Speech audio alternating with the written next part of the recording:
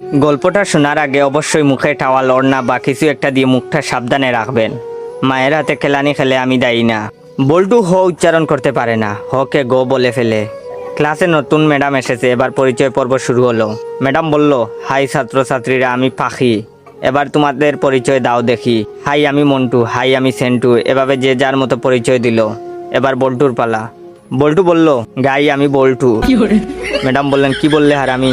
বল্টু বলল, গাই বললাম, আপনি আমাকে গাই বলেছেন, আমিও আপনাকে গাই বললাম। ম্যাডাম বললেন, কি তোর সাহস কি করে হলো আমাকে গাই বলতে? কে তোকে এসব বলতে বলেছে, বল আমাকে।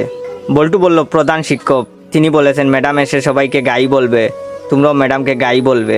বল্টুর কথা শুনে ম্যাডাম কাঁদা শুরু করলো। এমন সময় পাশের ঘর থেকে হেড স্যার আসলো। হেড স্যার আবার ক বলতে পারে না, ক কে প বলে ফেলে। হেড স্যার এসে বললেন, কি ব্যাপার ম্যাডাম, এভাবে পাচ্ছেন যে? প্রথম দিনেই ম্যাডাম রে এভাবে পাদানো হলো কেন? হেড স্যারের কথা শুনে ম্যাডাম আরো জুড়ে জুড়ে কাঁদা শুরু করলো।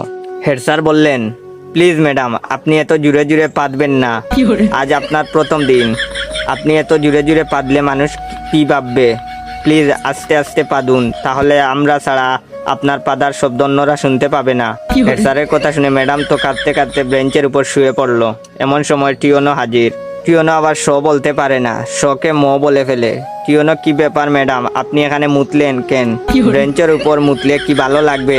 আপনার মুতার দরকার হলে আমাদের বলতে পারতেন, আমরা আপনাকে বিছানা তৈরি করে দিতাম, বিছানায় আপনি আরামে মুততে পারতেন। এমন সময় শিক্ষামন্ত্রী হাজির। শিক্ষামন্ত্রী আবার উপরের সবগুলো সমস্যা বিদ্যমান। শিক্ষামন্ত্রীকে যে যার মতো ঘটনা খুলে বলল।